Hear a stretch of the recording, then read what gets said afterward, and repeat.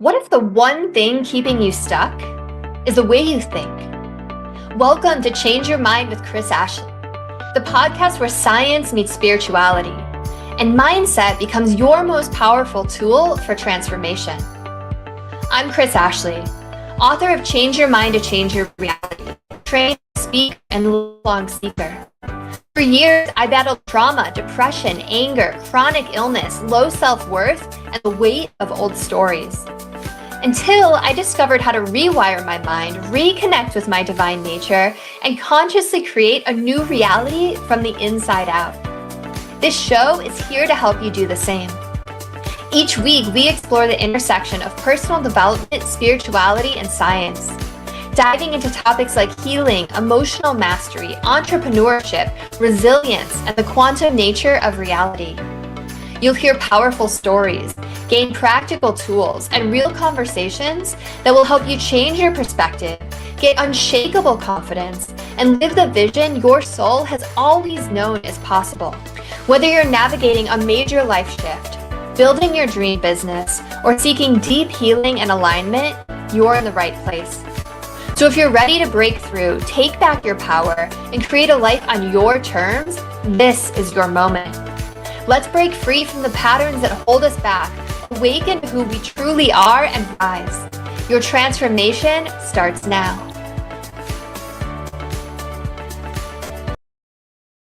Where we explore personal development, spirituality, and science. I'm your host, Chris Ashley.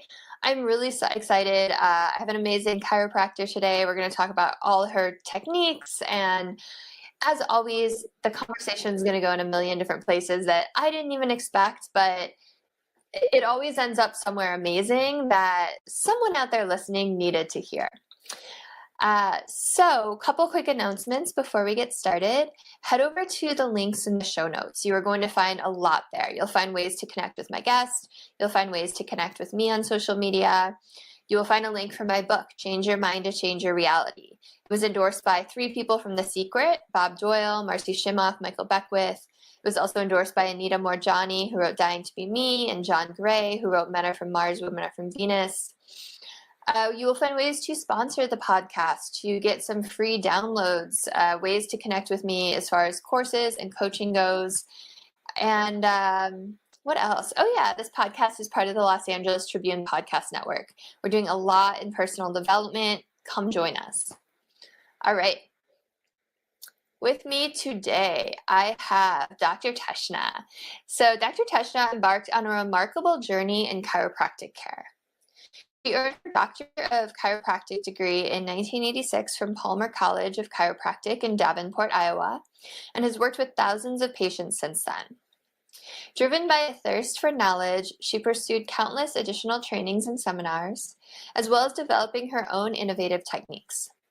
With a passion for healing and transformation, Dr. Teshna possesses a deep understanding of the human body and mind, swiftly identifying the root causes of physical and emotional issues. She excels at facilitating rapid shifts in her patients' well-being. Beyond her clinical practice, Dr. Teshna shares her wisdom through trainings, teaching her approach to clearing emotional issues with audiences worldwide. So welcome. I'm so happy you're here. Thank you. I'm really happy to be here. Thank you for having me on the show. Absolutely. And I have to tell you, one of my best friends went to Palmer as well. He had a really great experience there. Okay, so I always start all of my episodes the same way, and that is by asking my guests what their origin story is. So what set you on this path to want to become a chiropractor, and especially someone who helps heal emotional issues as well? Yeah, well, that's a really good one. Okay, well, it all started, I guess, from my upbringing and being born back in 1959, and my parents had a lot of issues, and my father ended up having a nervous breakdown when I was 2 years old, and they ended up splitting up. So there was a lot of stress, and then my mom had to go back to work, so she put us in foster homes. So I was in 3 different foster homes between the ages of 2 and 7 years old, and got abused in the last one. So there was a lot there, just right there, right from the get-go, right?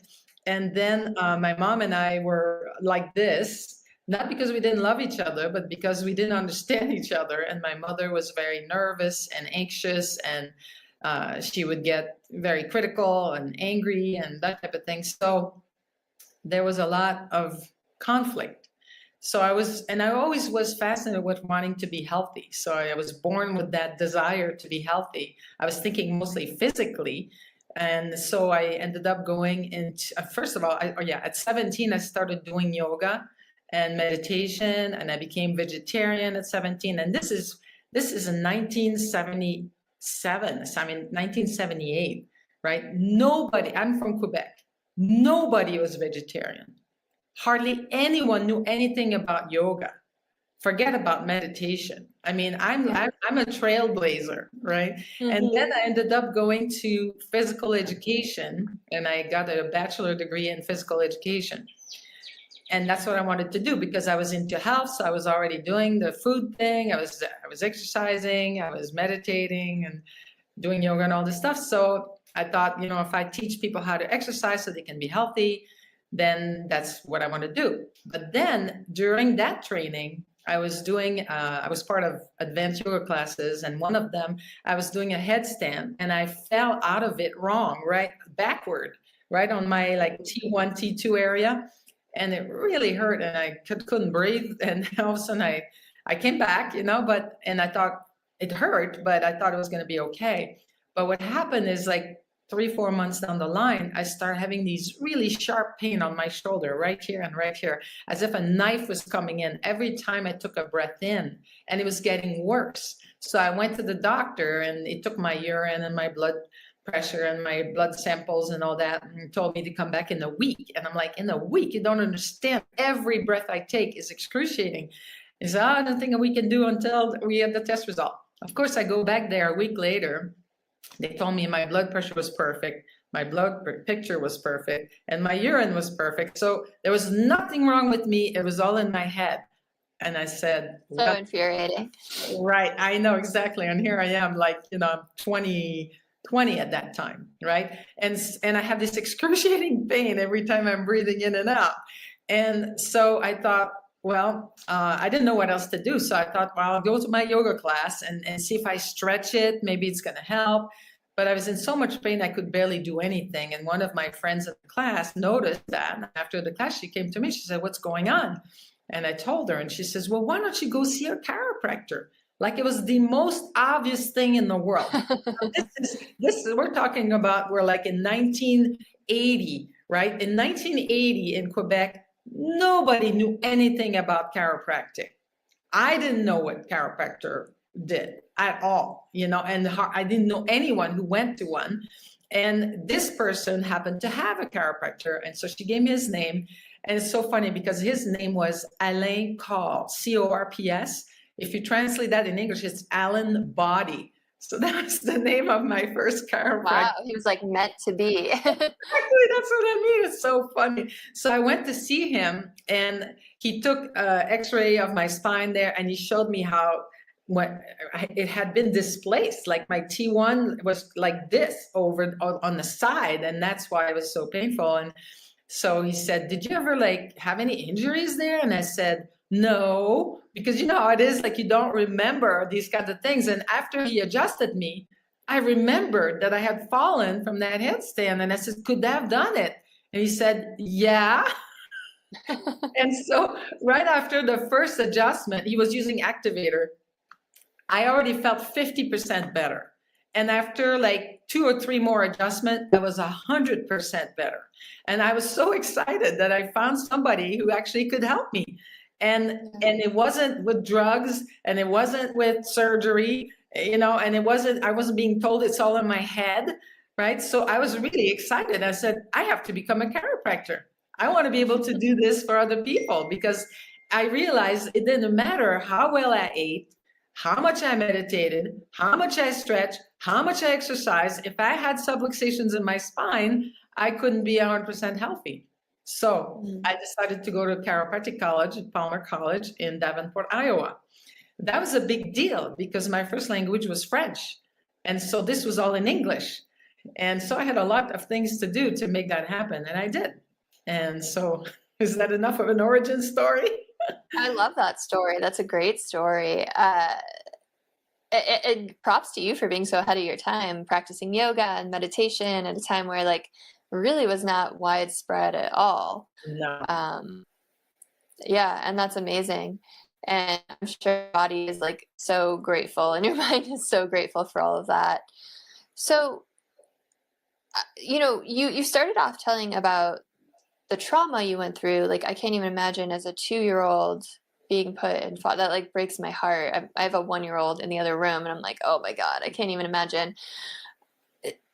So I have a feeling you started off with that story for a reason. Let's bring it over to like emotions and repressed emotions, like, was that something that showed up later in your life that chiropractic or like your own research or like healing modalities have helped with? Well, like I said, because I was doing a lot of yoga, I did a lot of reading, right, about yoga and about the philosophy and all these types of things. And then when I went to chiropractic college, it was like, I felt like I was in heaven, so to speak, because everybody was into health. There was other vegetarians there. This is 1983, still really early, right? It's like 40 years ago. And so I felt like I was with my tribe, it's like people who were into health and eating well and exercising. There's a lot of bodybuilders and, that kind of thing, so, and I right away, I got exposed to applied kinesiology, which is muscle testing, the whole body as a chiropractic technique. And back then it was brand new, again, a trailblazer, right? Because Dr. Goodhart discovered the whole idea of muscle testing in 1976. And this was 1983. So that was only 7 years old. Nobody knew anything about muscle testing back then. And I got really into it. And then in 1984, we had an international conference of applied kinesiology. And in that conference, it was many doctors of different, not just chiropractors. Also, there were psychotherapists, there were medical doctors, dental medical doctors. And Dr. Roger Callahan, who is the father of tapping, presented for the very first time his ideas of using tapping on meridian points to release emotions. Now, I happened to be there the very first time he mentioned that, and I started using it right that day. So I dare you to find anybody who's done tapping longer than I have. And so other than Dr. Callahan, who passed away a number of years ago, so he's not around anymore. But back then, see, in applied kinesiology, we were using acupuncture points and we would tap them for like sedating a muscle or activating it, increasing the energy in a meridian, more on a physical level. But because he was a psychotherapist, he said, well, how do I use that information for my field? So he explored that, and that's how he discovered that tapping acupuncture points would actually help with the emotional aspect of things. So I started working on myself using that tapping very early on and started developing ways of using it.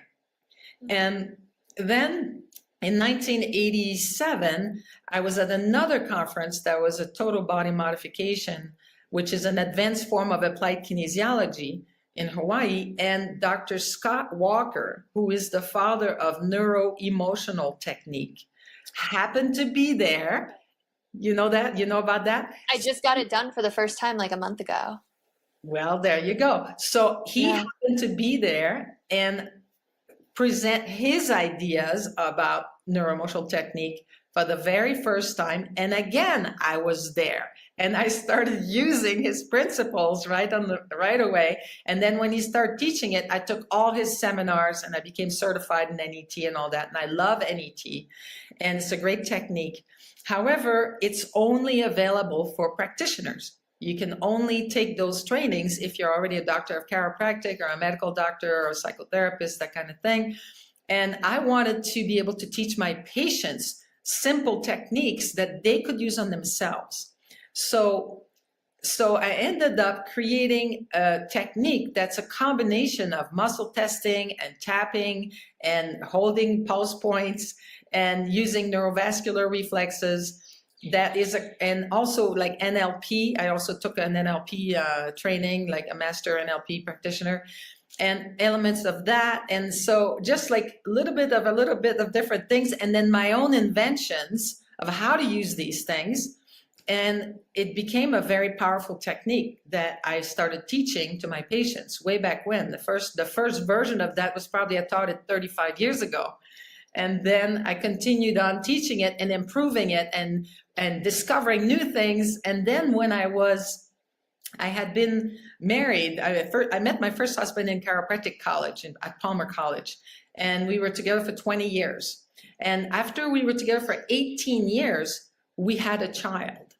And then when he was 2, when my son was 2, my husband fell in love with someone else and left us. And I was devastated. And I was like, how could this be? Like, you would think after being with somebody for 18 years, there's a pretty safe bet that it's going to be okay if we have a child. And especially growing up from divorced parents, I never wanted that if I was going to ever have a child. And here I'm finding myself doing exactly what I didn't want to do. And then at the same age, by the way, the same age you were. Exactly. And then it dawned on me that I was repeating my own pattern. My parents split up when I was 2 years old. And here I was splitting up from my husband when my son is 2 years old. And that was my big aha moment, to just like say, whoa, this is intense. I must have had a belief that said that as a parent, once I have a 2-year-old, I'm supposed to split up from my husband. And I manifested it because I believed it, because that's what happened to me. And so that sent me into a whole different trajectory of testing for beliefs instead of just okay statements. And then I thought, well, if I believe that, what else did I believe about my relationship and what love is that didn't serve me? And so I made like a whole list of things that I could see in my marriage, the things I liked, the things I didn't like. And in my book, I tell people how to do this, the same exercise that I did at that time. And that was such a big eye opener, because I just realized everything that I had in my relationship that I didn't like was the same exact dynamics that I had with my mother. The criticism, I'm never good enough, making me feel like I'm number 2 because my sister needed more because she's younger, she was premature and all that. So my mom's attention went to her. So my husband made me feel like I was number 2. His work was more important. Some patients were more important. And so I realized I was repeating all these same exact things. And so I developed a technique to get rid of that stuff and just eliminate these limiting beliefs that I didn't want. And then I ended up writing a list of what I was looking for my next guy. And it was like 3-page long list. And I checked myself to make sure I was congruent with every single aspect that I wrote on that list. You muscle test yourself? Yes. And I teach how to do that. I teach people in my trainings, I teach people how to test themselves and how to make sure they're not switched. Because sometimes people try muscle testing and it doesn't work, quote, for them. It's because they're switched. So there's like a neurological disorganization that can occur that prevents you from being able to muscle test yourself accurately. But anyway, I teach all that in the trainings. And so I tested myself, I cleared all these limiting beliefs, and then I also made sure I was congruent with everything else that I wanted to see in my next guy. And then literally I cleared myself for 6 weeks, and then 6 weeks later, I met him. Okay, I have to tell you, I made a list of everything I wanted in my dream guy, and 2 weeks later I met my husband and he was everything on the list. So I was like, yes, when you said list, I'm like, I'm there, right there with you. I'm so glad that we got connected, because we're so similar, except like I go do every healing modality, you learn how to teach it, right? Yeah. And it's like like never being satiated, like always wanting more knowledge and always wanting more learning and healing. So I love it. And I knew there was like a reason that you and I got brought together. You know, have you ever, a lot of what you're talking about reminds me of the Body Code too. Have you ever read that book?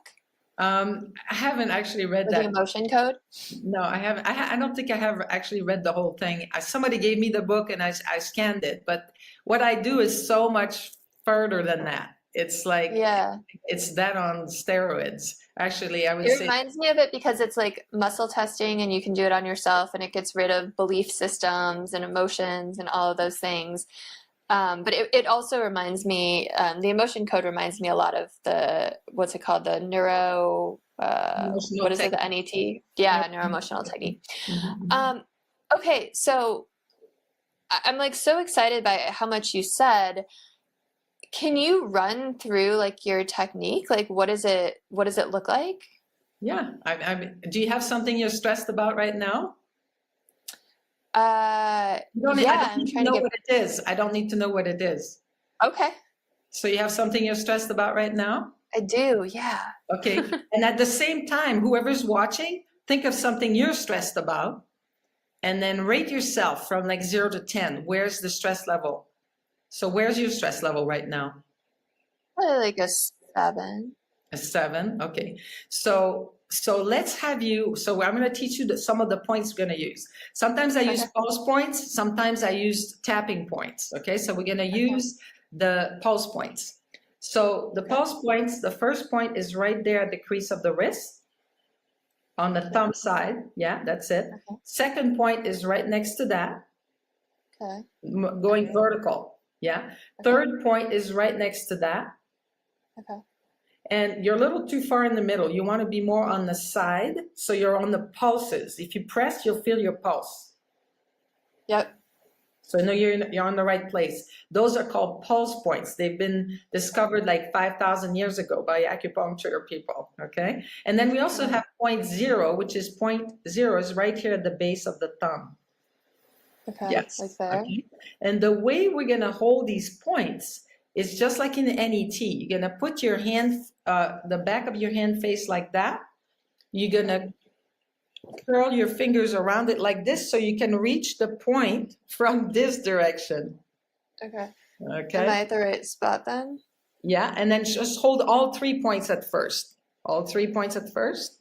That's it. And then, so I'm going to have you just hold the third one you're on the right wrist, or the third one on the right wrist. Okay. So I was on the left, but so just like hold that? the third one. Yeah, exactly. And now put your hand on your forehead like this. Okay. And close your eyes. And I want you to go back to when that situation started to stress you out. And I want you to breathe out the feeling of being vulnerable in that situation. And I'm going to name a whole bunch of emotions, and whichever ones you feel, you just release, you just breathe it out. Okay. And some, not all of them will apply, but many of them will. And so then I want you to also breathe out the feeling of being paranoid about something in that situation, and maybe feeling scared, feeling like you can't figure it out, feeling insecure, feeling lost, depleted by it, feeling suppressed, feeling like you have to numb out. Maybe you feel abandoned and deserted in that situation. And just breathe it all out until you feel a shift. And then you can relax your arms down. Good. So now I want you to rate yourself again. Where would you rate the stress now when you think about that same situation? What number pops in your mind from 0 to 10? A 5 popped in my mind. Excellent. So now what's the 5 about? What comes up? What's the emotion? Is it worry? Is it fear? Sad? Is it anger? Is it frustration? Are you mortified? Like what emotion comes to mind with that 5? What makes it a 5?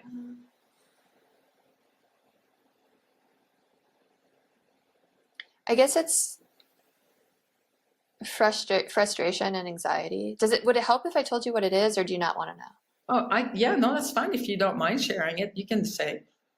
It's been dealing with 8 years of infertility, and I'm trying to get pregnant again. Got it. So go to the second point on the left wrist now. So go to your left wrist, wrap it around, hold all 3 points at first so you know you're on the right spot, and then just hold the second one down.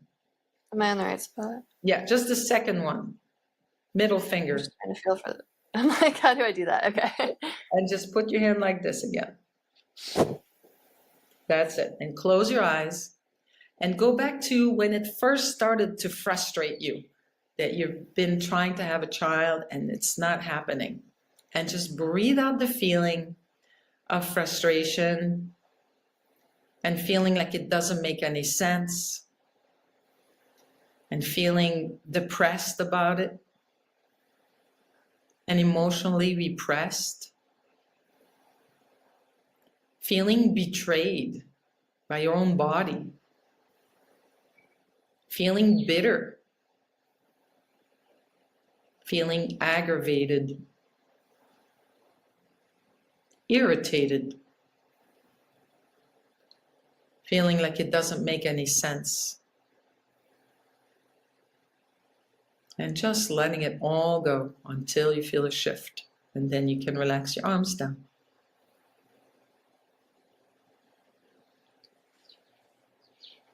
Good. So where would you rate the stress now from 0 to 10? What number pops in your A mind? 3, which is really interesting. Yes. And what's the 3 about? What comes up?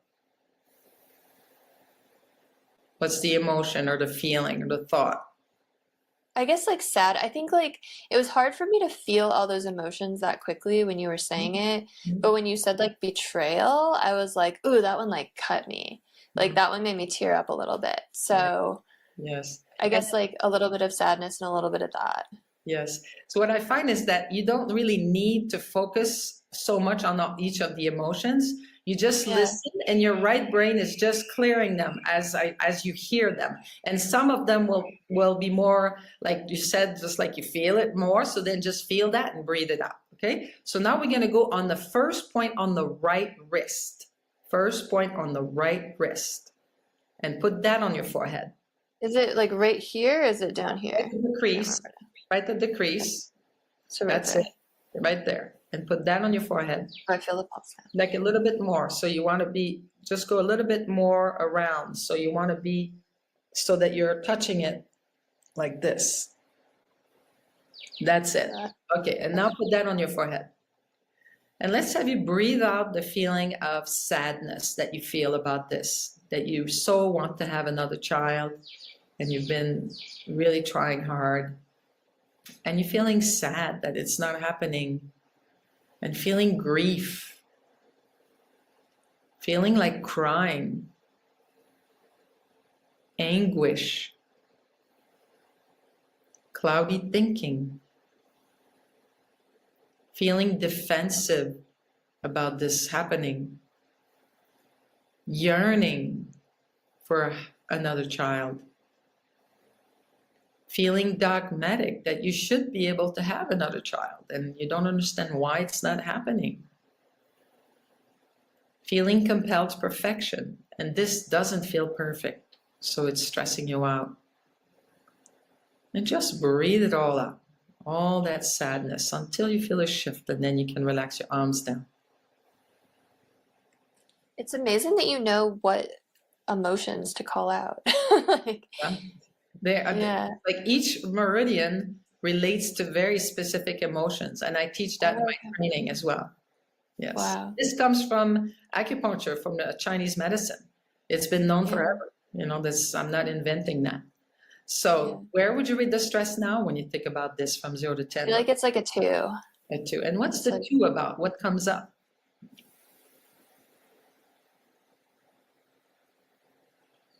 What's the feeling? I think what you said, like a little bit like dogmatic a little bit, or just like, yeah, I guess that's a good word for it. Just kind of like stubborn about it. Like I eat healthy, I do all these things, I'm a yoga practitioner, I meditate, I do all these things, like, why isn't this happening? Like a little bit, I guess a little bit of like anger too. Yes. Okay, so let's have you go to the third one on the left wrist, third on the left. So wrap all 1, 2, 3, and just hold the third one with the ring finger. Put that on your forehead. And this time I want you to breathe out the feeling of being kind of pissed off about this, that you're doing everything in your power to be healthy and so that you should be able to be fertile. And why is this not happening? And you're feeling paralyzed will about that. Like feeling like there's nothing more you can do. And feeling fear and dread that the clock is ticking and maybe you'll never be able to have another child, right? And just letting all of that go. Feeling in a mental funk about it. Feeling wishy-washy about what else to do. Feeling inefficient, that you've been trying for so long and it's not happening. Feeling a sense of impending doom, like the clock is ticking. And feeling paralyzed will and pissed off. And when you feel a shift with that, you can relax your arms down. Again, you said all the right things. Like when you were like, oh, wishy-washy, or like the clock is running. I'm like, I'm turning 40 this year. Like, and it's like, do I go for more fertility treatments? Do I not? So yeah. So where would you rate the stress now from 0 to 10? I think it's like a 1. Good. And which is crazy because it started at a 7. Exactly. And how long does that take? Maybe like 10 minutes at the most. So what's the 1 about? Let's go after it. What comes up? I mean, I think it had to do with that, like that anxiety that I'm running out of time. Got it. So go to the second point on the right. Second on the right. This is so cool. And put that on If you're listening, I hope you're doing this too, because this is so cool. Yes. Okay. Because no matter what you're going through, these emotions will probably will help you to release. Yeah. Put that on your forehead. Second point on the right. And let's have you breathe out the feeling of worry about this, feeling really worried that time is running out and feeling over concern about it, feeling lack of control over events because you're trying everything in your power to make this happen and it's not happening. And you're feeling low self-esteem about it, like something's wrong with you or something. Feeling distrust that you'll ever be able to have another child. Feeling disgusted with that situation and maybe disgusted with yourself that no matter how much you try, it hasn't worked. Feeling obsessed with this. It's like it's hard to stop thinking about it. Feeling stifled because you so much want to be a mother of another child. Feeling nervous that you're running out of time. Feeling hopelessness and despair when you really get down to it. And just letting it all go, all that worry and over concern and the ultimate lack of control over events. And when you feel a shift with that, you can relax your arms down. Yeah, I think the hopelessness, as soon as you said that, I was like, ooh, I felt that in my heart. Yeah. Wow. So where would you rate the stress now from 0 to 10?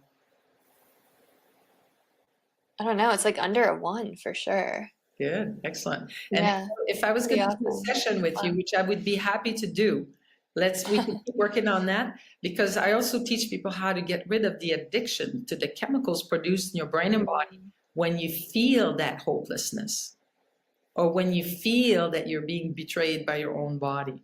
We get addicted to those chemicals, and I teach people how to get rid of that.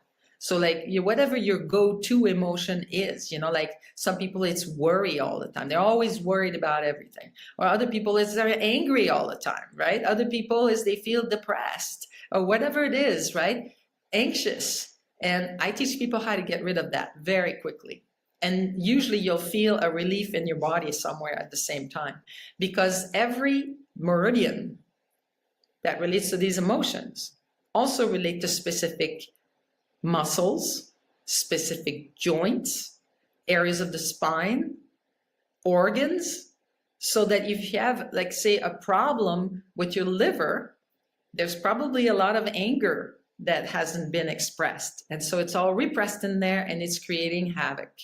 And so I teach people how to release that so that the organ actually gets healthier. That's amazing. So what meridians did we press on today? Well, we did a lot of them because, because we had many layers to this issue, right? Yeah. So we did the lung meridian, we did the liver meridian, we did the kidney meridian, the adrenal and reproductive system. We did spleen and stomach meridian. Wow. So those are the ones that we did. Yes. So what did we do today?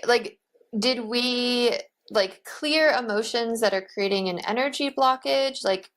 What's the kind of scientific explanation of what just happened? Because I feel different. I totally feel different about it. And I could feel, like I said, that emotions coming up. Exactly. Well, I guess the way I explain it is that when we have something that really stresses us out, it creates a charge in that meridian or several meridians. And when you're holding these points and these reflexes up here, the neurovascular reflexes, you literally dispel the charge out of the meridian about that one thing that you're working on, so that it's no longer there. So you'll never feel stressed about this again the way that you were. There's really? Yes. Wow. There's other aspect that we need to clear. And that's why I'm saying I'm happy to work with you, after this or whenever you want, we can schedule it, but to clear the rest of it. Okay, because this is just with MTT, this is just a very small part of what we can do. Because I can help people get rid of phobias in 15 minutes. I can help them get rid of PTSD, addictions, limiting beliefs, truly forgive someone on all levels, and you feel the difference, just like you feel it in your body right now. You feel the exact same way, because everybody knows that we should forgive, right? It's in every spiritual teachings. Forgiveness is the biggest thing that they say we need to do. But most people can't forgive. Most people, even if you say to yourself, I forgive so-and-so, when you really think about it, you can feel it in your body that you didn't, right? It's you still feel the charge, you still feel the anger or the frustration, or you're sad because you got betrayed or whatever, right? And so when you do MTT, I figured out a way of clearing all of that so that you truly and completely feel not only you totally forgive them, but I also teach you how to get to the grateful place, so that, because the law of gratefulness is greater than the law of forgiveness. So if you can get to gratefulness for what happened, because you can see the silver lining in it, or because it simply made you who you are and brought you to this point of realization, it's huge what happens. It really releases so much stress out of your body that it gives you more energy, just because you don't have that grudge anymore. One of my students likes to say, going from grudge to gratitude.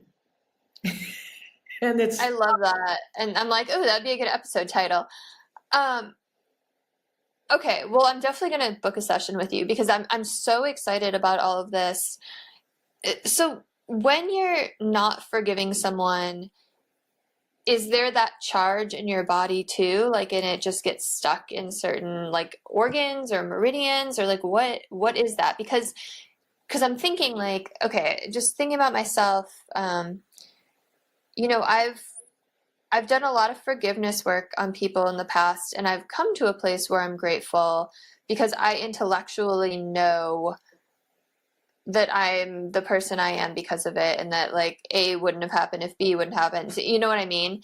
But of course, there's still charged parts of my body, right? Yes. So does it work like the other way around? If you like intellectually know it? What do you mean? If you Yeah, I don't know. actually know it, So like if you like intellectually know like, oh yeah, I do feel gratitude for that. Like I do have that perspective, but it's still, you still feel it in your body sometimes, or you know it's still affecting you. Like, can you work backwards like that? well, I guess the way I do it is I just test, because Yeah. I just test for it, just either muscle test you, or I use actually a lens when I'm doing things online. This is what it looks like. I'm rubbing this lens, and let's have you say, I am a woman. Say that. Yeah. I'm a woman. Okay, and no change. It's still very smooth. Now let's have you say, I am a man. I'm a man. And as soon as you say that, it becomes very sticky. Okay, so that's the equivalent of a strong muscle or a weak muscle. So that's what I use when I do online sessions with people. So are you tapping into my energy then? We're all connected. We think we're separate, but we're really like just one. We're all one, right? And we're all connected in the quantum field. So when you say something you're congruent with, I don't pick up any difference. Just like if you were hooked to a lie detector, you would be able to see that nothing changes when you say something you're congruent with. But if you say something you're incongruent with, all of a sudden you'll see a spike in your blood pressure, in your heart rate, your breathing rate, your sweating rate, your pupils will dilate, and your muscles will go weak. People don't know that. Muscles become inhibited when you say something you're incongruent with. And so just like you get a sweat response when you say something you're incongruent with, I pick up on that and I get a sweat response. So as I'm rubbing this and I'm getting a little sweat response, it feels stickier. Do you see? And I teach that in my certification. I actually just did my very first certification. I'm so excited. Last week. So I had 14 people in the certification. I had 6 people who actually came all the way to Vilcabamba, Ecuador, because that's where I live now. And 8 people that were online. I did a hybrid event and it went fantastic. And I taught them how to use the lens because all of them want to be able to do online sessions. And so I taught them how to do that. That's incredible. I was taught to do like a sway test, and that seems to work really well too. I like that one because I've also been taught to do muscle testing like this, but it's really hard for me. Like I get a better response from the sway for some reason. Yeah. But is that as powerful in your mind? Yeah, the sway works as well. Yeah, that's cool. I've never seen the lens thing though. That's really interesting. Yes. Wow. How amazing. Like there's so much more going on than we're aware of, right? Like we really are energetic beings. Yes, we are.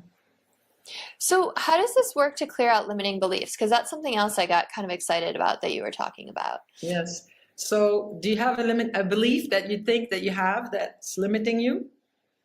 Yeah, I don't want to say this one out loud, but yes. Oh, well, so then can you Oh, do I need to say it out loud? Yeah, because you kind of have to say it out loud so I can test you for it because I'm using it right now. So see if you can find another one that you don't mind sharing. Well, let me say it in a way that won't. Okay. My limiting belief is I don't think I'm worthy of having a show on a specific network. I'll say that. Okay, all right. So let's me say I can let go of the belief. I can let go of the belief. That love and life mean. That love and life what? Mean? Mean. Mm-hmm. That love and life mean. Mm-hmm. Being unworthy. Being unworthy. Of having my show on this particular network.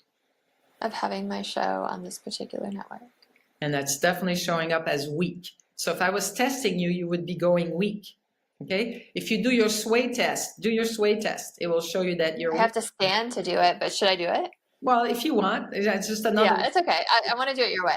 Okay. So now we know that you have that. Okay. So I'm going to have you touch the first point on the right wrist.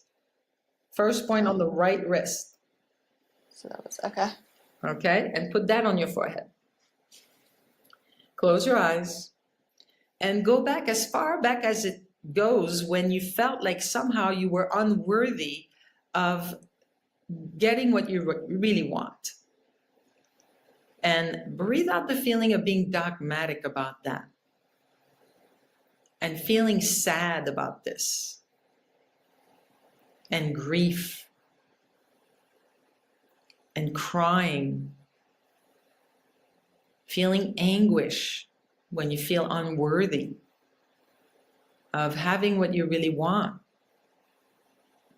Starting way back when, all the way up to now and into the future, when you imagine yourself being on that network and feeling unworthy of it.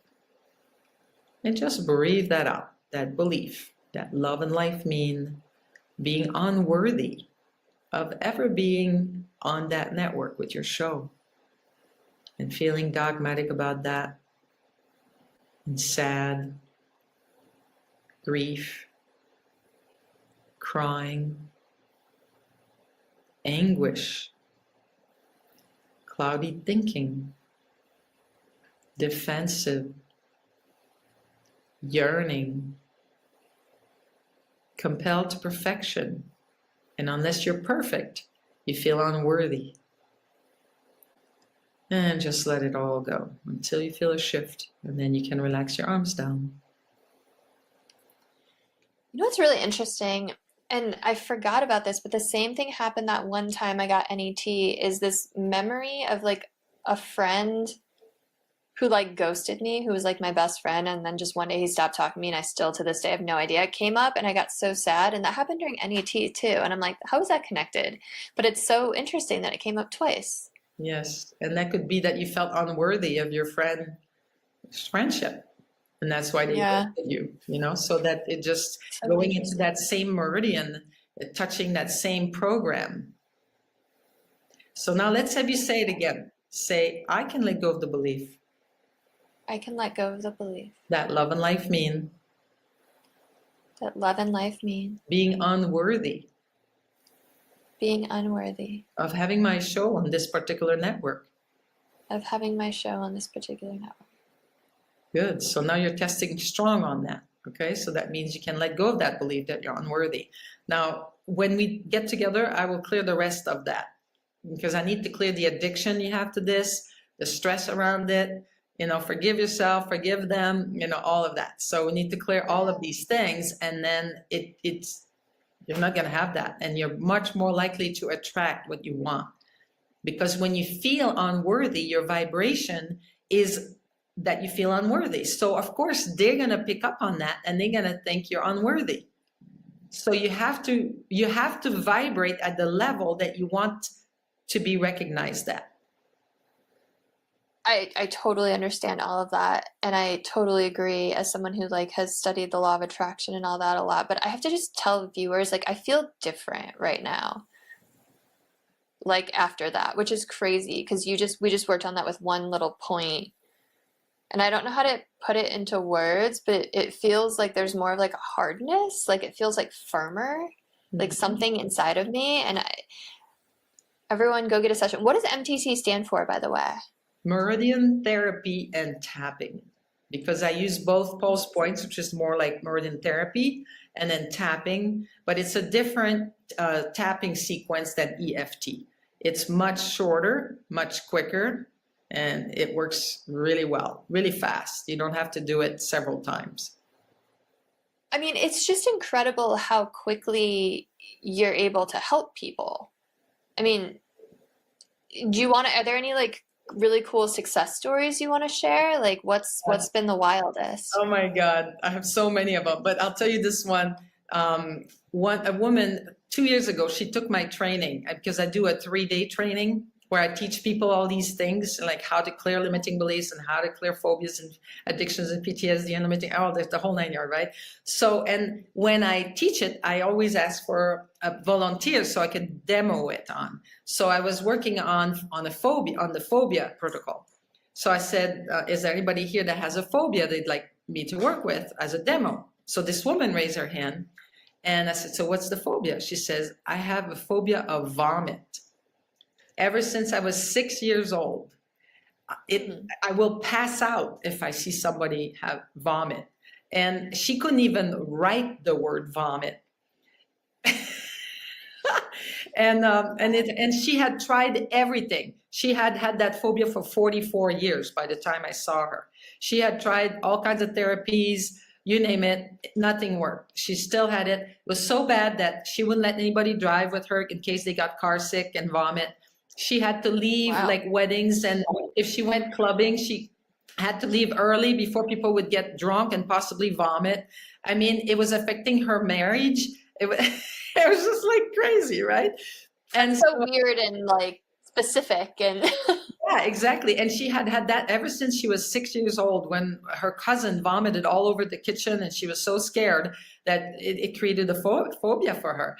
And so whenever, if she ever saw anybody vomit, she wouldn't be able to sleep for at least 2 nights. She had PTSD really bad for at least 2 weeks, like with this, like constantly replaying these pictures of people vomiting and all that.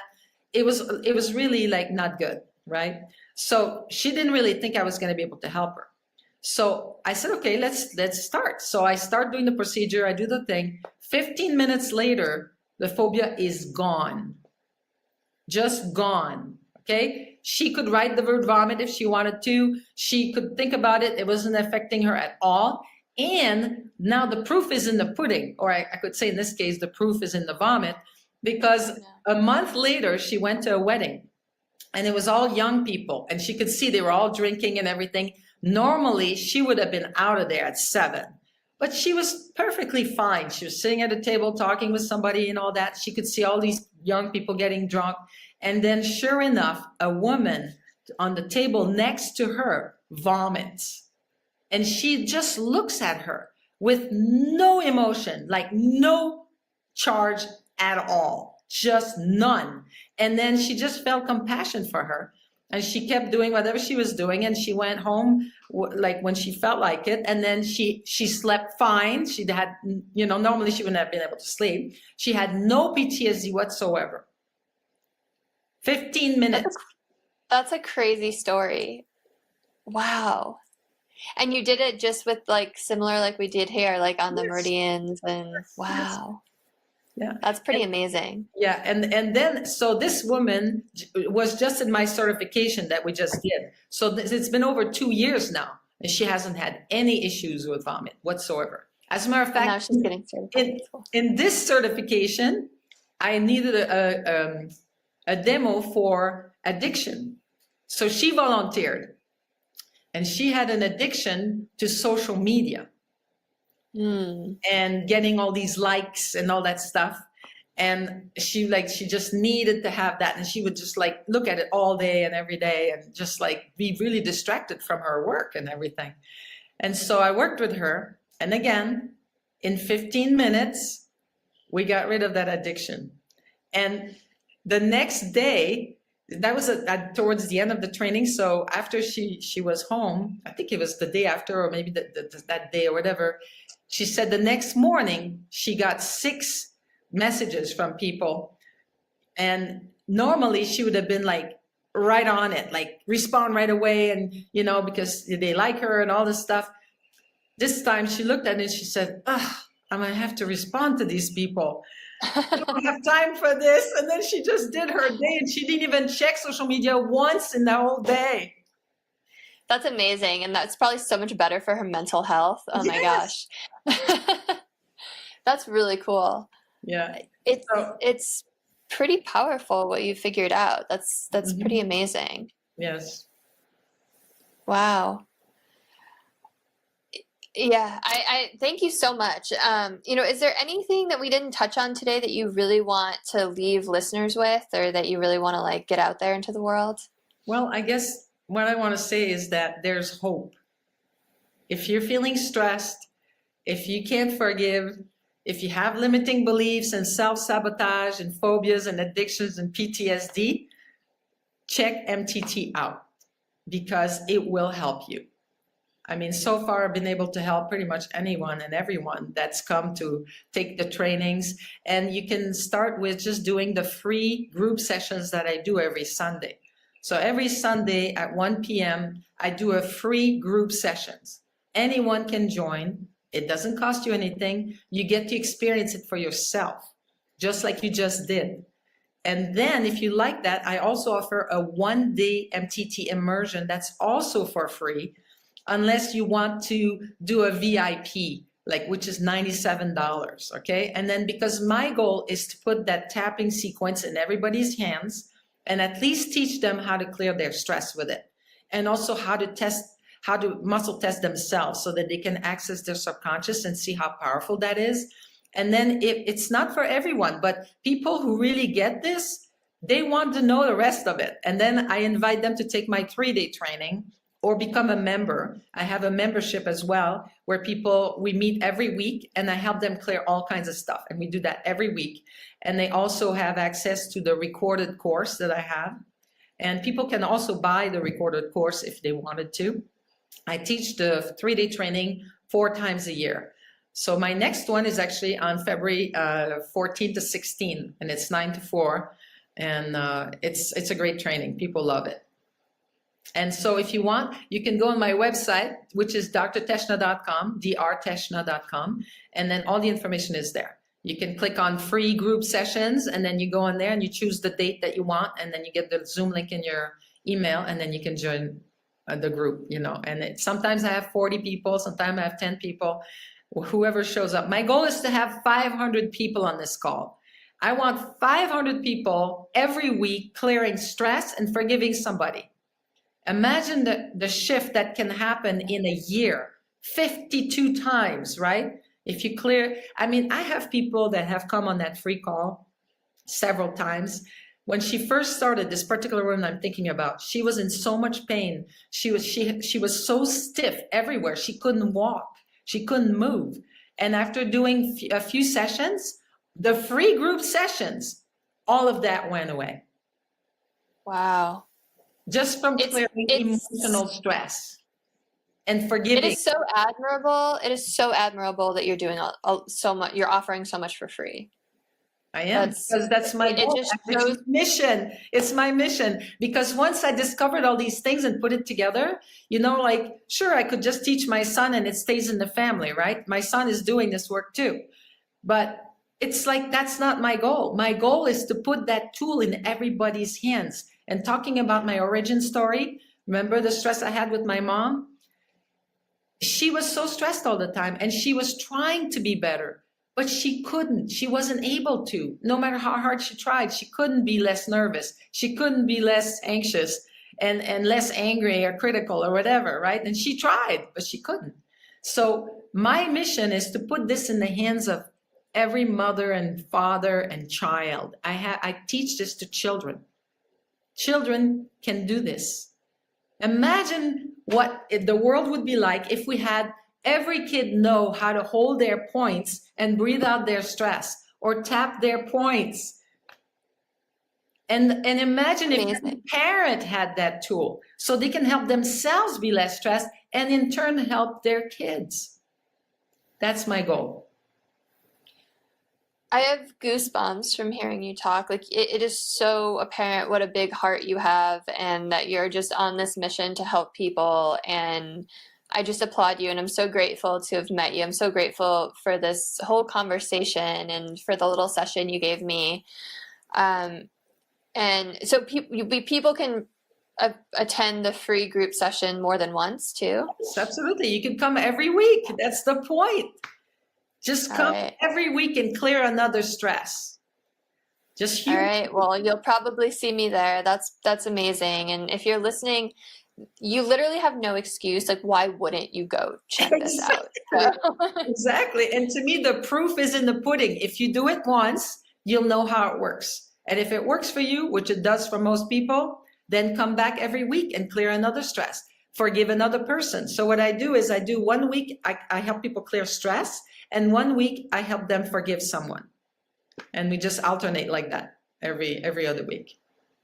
And that's my commitment. I'm committed to doing this for this whole year again.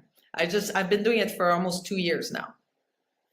Do you ever have someone where it takes like multiple sessions to release something or forgive someone, or is it pretty much everyone does it in a session? I would say 95% one session is enough, but 5% need more than one session. That, especially when I do it as a group, because everybody's different, right? But I found that I can clear at least 90, 95% of people down to zero as a group. And then the few people who don't, I tell them come back next week and clear the rest of it, because it just means that there's more layers. Just like for you, right? You had like a number of layers, right? Some people have even more layers than that before they can get to close to the zero. So they just need to do more layers that I don't have time to do in one group session. So they come back the next week and finish it up then. Amazing. Well, thank you so much for your time today. Everyone, all the links are in the show notes. You can go check it out if you didn't have a chance to write it down. And send this to someone you think could use it. Like, comment, share, subscribe, and I will see you all next week. Have a beautiful rest of your day.